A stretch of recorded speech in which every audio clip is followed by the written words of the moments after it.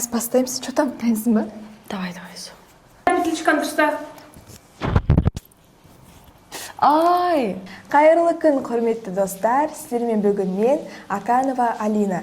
Бүгінгі подкастта ерекше қонағымыз, болашақта журналистика мамандығын таңдап отырған және де 11-ші сынып мектеп түлегі Аманбол Жансезім. Қалыңыз қалай? Сәлем, жақсы, өзің қалайсың? Барлықтарыңызға сәлем. Подкастқа шақырғаныңа үлкен рахмет. Өте қуаныштымын. Жалпы подкастымыздың ең бірінші сұрағын ерекше сұрақтан бастағым келіп тұр. Подкастқа не үшін келуге келістіңіз? Жалпы мен бүгінгі подкастқа ең алғаш шақырған кезде өте бір қызық ойда болдым. Маған өте бір қызық болды. Негізі өзім осылай біреуден сұрақ қойғанды және жауап алғанды өте қатты жақсы көремін. Сондықтан ойладым, неге келіспеске. Сондықтан бүгінгі подкаст жақсы бір тарих болады деген ойдамын. Өзіме өте қызықты болып тұр. Жақсы, рахмет. Мен де бүгінгі подкасттан ерекше үміт күтіп отырмын. Сіздің журналистика мамандығын таңдап отырғаныңызды естідім. Неліктен ол мамандық? Неліктен басқа мамандық емес? Рахмет. Жалпы мен журналистика мамандығын таңдап отырмын. Себебі кішкентай күнімнен бастап өзім айта өткендей, мен біреуге сұрақ қойып және одан жауап алғанды, жалпы сұхбат бергенді кішкентай күнімнен өте қатты қызығамын. Теледидардан көрген кезде көптеген бағдарламалар болады ғой, солардан журналистердің жүргізгенін көріп, қызығып, бірақ тіптен ол кезде журналист деген кім екенін, жалпы ол жерде түсіріп жатқан мамандар кім екенін білмедім. Бірақ өсе келе осы журналистика мамандығы туралы біліп, оған қызығушылығым артып, және айта кететін жайт, бірден бір себепші десем де болады. Осы журналистика мамандығына менің қызығушылығымды ашқан ол менің ұстазым. Сол кісінің айтуы бойынша, жалпы түсіндіріп беруі бойынша мен осы журналистика мамандығына қызығып, жалпы бала күнімнен келе жатқан өз қызығушылығымды орындауға бел будым және соған қадаммен келе жатырмын деген ойдамын. Тамаша, болашақта үздік журналист болуыңызға тілектеспіз. Рахмет. Жаңа сөзіңізде менің ұстазым деп айтып қалдыңыз. Сол ұстазыңыз жайлы жалпы бізге көбірек айтып берсеңіз. Жалпы менің ұстазым Толғанай Газизовна. Ол кісі номер 14 мектеп гимназиясының қазақ тілі мен әдебиеті пәнінің мұғалімі.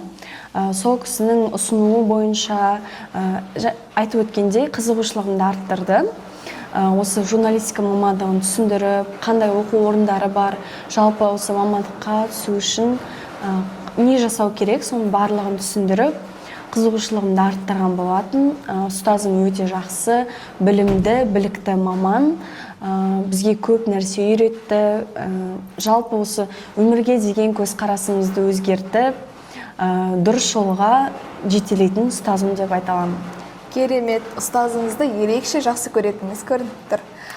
Жалпы бос уақытта немен айналысқанды ұнатасыз?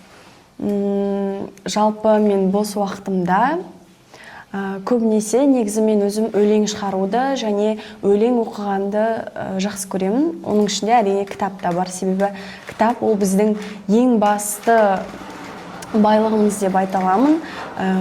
Енді кішкентай күнімден өзім өлең жазған жақсы көремін.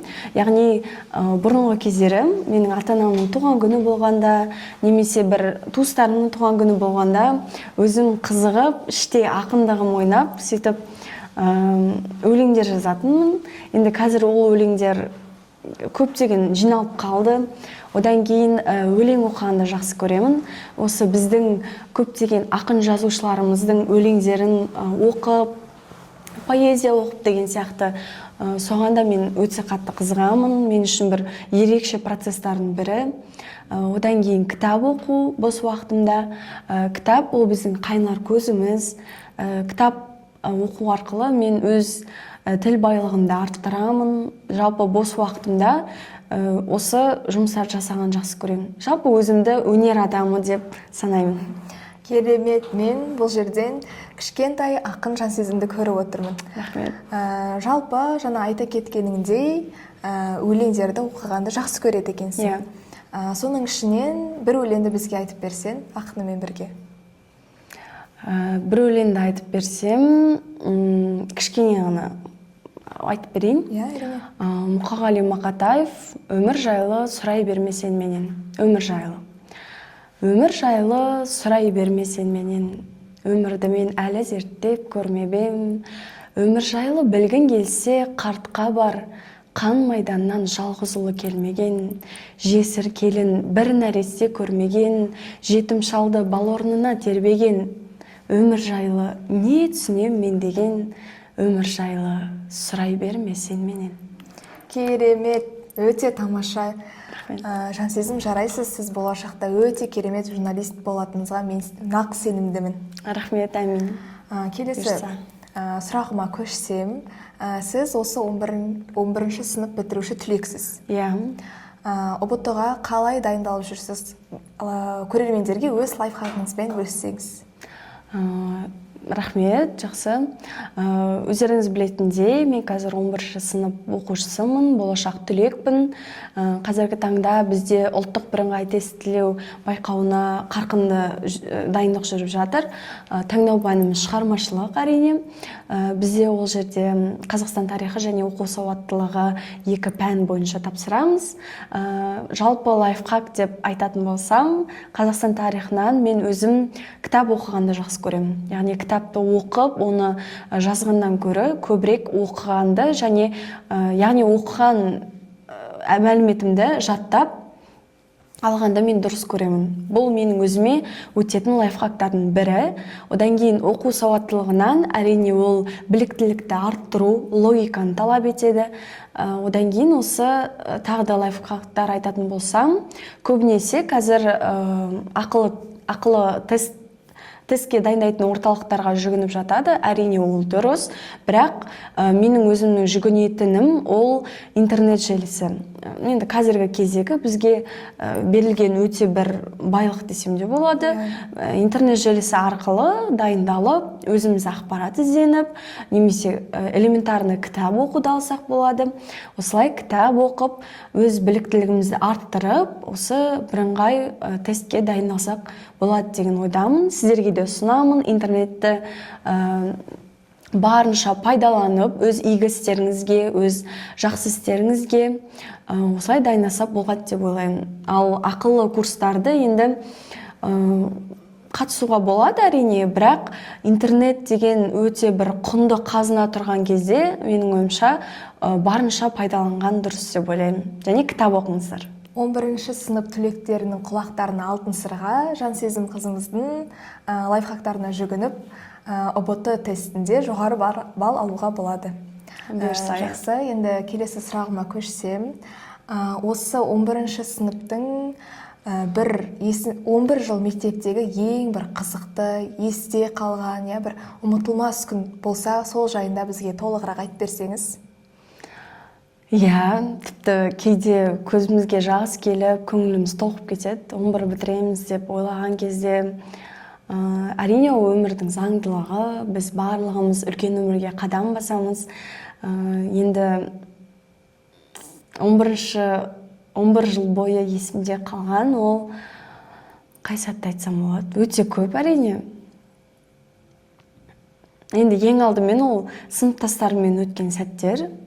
Ең алғашқы осы мектеп табалдырығын аттағаннан бері сенің жаныңда, досыңда, анаңда болатын ұстазың оқиғаны кішкене енді қобалжып тұрмын.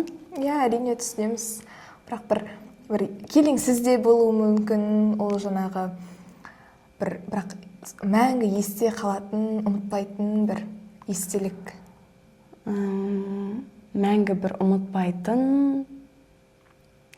Осы 11-ші сыныптағы ұстаздар күнін айтатын шығармын, өйткені ол күн өте ерекше күн болып өтті. Ол жерде біз ұстаздарды тек қана құттықтап қана қоймай, өзіміздің жүрек жарды тілектерімізді айтып, барша сыныптастарымызбен бірге бірігіп, оны ұйымдастырып, өте көп тарих жасадық десем болады. Естеліктер, ерекше сәт, ерекше сәт есімде қалатыны ол сол ұстаздар күнінде біз концерттік бағдарлама қойдық, өзің білесің.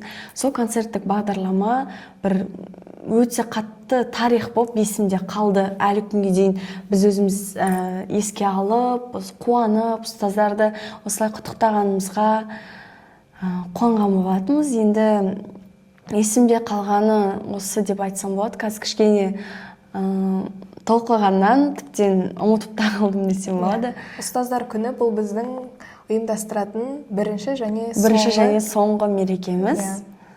Сондықтан да әрине бұл есте қалмауы мүмкін емес. Тарих. Жақсы, рахмет жауабына. Енді келесі сұрағыма көшсем, осы 11-ші сынып түлектеріне өзің қандай кеңес айтар едің? Қазір енді көбісі толқып жүр, ұлттық бірыңғай тестілеуге қатты уайымдап жүр, жаңағы ата-ананың үмітін ақтау керек, ұстаздың үмітін ақтау керек деген сияқты. Сол өзінің құрдастарына не айтар едің? Жалпы енді өзім 11-ші сыныпты бітіріп, бұл туралы толық білмесем де, қазіргі кезге дейін өзім түсінген жайттарды, факттерді айта кетсем, ол ең бірінші сабырлық сақтап, өз күшіңе, өз біліміңе, жалпы өзіңе сену. Егер адам өзіне сенімді болатын болса, кез келген шыңды, кез келген биікті жеңіп шығады деп ойлаймын. Және одан кейін білім алу керек, тоқтамай қайталап, оқып, өз біліміңді арттыру керек, және уайымға салып, ол не болады дегеннен көрі сабырлық сақтап, сол тестке нақты мен өзіме сенімдімін, мен оны жинай аламын деген настроймен жүріп, сөйтіп қимыл әрекет жасаса, онда мен кез келген түлек өз арман мақсатына жетеді деп ойлаймын. Одан кейін енді бұл жерде енді тағы айта өтетін, ол адам бойындағы қасиеттері, жалпы өзінің әрекеттері де өте көп әсер етеді. Бұл жерде енді ең алғашқы ол ата-ананы сыйлау керек, себебі ата-ананың балаға деген әр айтқан сөзінің өзі бата болып, тілек болып айтылады. Сондықтан ата-аналарыңыз сіздерге қаншалықты разы болса, сіздердің жолдарыңыз ашық болады, жолдарыңыз ақ болады. Одан кейін айтатын болсам, жалпы бұйырғаны болады, ал әрекетке берекет дегендей, әрекет қылсаң берекетін болашақта бұйыртса көресің деген өзім жалпы осындай ойдамын. Дұрыс айтасыз, айтады ғой, бұйырғаны кетпейді дейді. Бұйырған кетпейді, қуған жетпейді. Жақсы, рахмет. Ал енді сіздің жалпы өмірлік ұстанымыңыз қандай? Жалпы менің өмірлік ұстаным ол біз өмірді бір-ақ рет сүреміз, өмірге бір-ақ рет келеміз, және біз осы өмірді Аллаға құлшылық етуге, жалпы өзіміздің игі істерімізге пайдалануымыз керек. Өмір болмайды түңілуге, мәңгі бізді жазбаған сүрінуге, қайта тұрып қақың бар жүгіруге. Осы өлең жылдарындағыдай өмірдегі барлық қиыншылыққа төтеп беріп, сабыр сақтап, шыдамды болып бір Аллаға сенсең, ата-анаңды аман есен барша енді қолдап, қорғап, қуантып жүрсек, енді басты ұстаным осы, бәріне шыдап, тойтарыс беру керек деп ойлаймын. Керемет. Ал енді сіз өзіңіз осы көрермендерге, яғни осы подкастты сіздің отбасыңыз, ата-анаңыз көреді ғой. Сол ата-анаңызға не жолдағыңыз, не айтқыңыз келеді? Бір жылы жарды жүректен шыққан сөздеріңіз болса, бұрыннан айта алмай жүрген, қысылып жүрген, осы жерде ашық айта берсеңіз болады. Жалпы ең бірінші мен өз ата-анама айтатыным, мен сіздерді қатты жақсы көремін. Осы мені өмірге әкеліп, тәрбиелеп, маған тәлім-тәрбие беріп, барша жағынан мені қолдап, қорғап, мен осы күнге дейін баққандарыңызға үлкен алғысымды білдіремін. Сіздерге енді аман есен, енді өздеріңіз жүрулеріңізді тілеймін. Мен сіздерді қатты жақсы көремін, және сіздерді түсінемін. Және сіздерге қорған болам деген нық сенімдемін. Одан кейін көрермендерге айтатыным, жалпы өз уақыттарыңызды бағалай біліңіздер, және осы өмірді дұрыс жағынан, адалынан, жақсы игі істерге арнап өмірді сүрсек деген ойдамын. Сіздерге де соны ұсынар едім. Керемет, өте әсерлі сөздер. Бүгінгі подкастымыз бір жүректен шыққан жылы сөздерге, шынайылыққа толы болды деген сенімдемін. Жансезім бүгінгі подкастымызға келуге келісіп, өзіңіздің талантыңызбен, өзіңіздің жылы жарды ойландыратын сөздеріңізбен бөліскеніңізге мың алғыс. Келесі жолы да шақырған кезде келеді деген үміттеміз.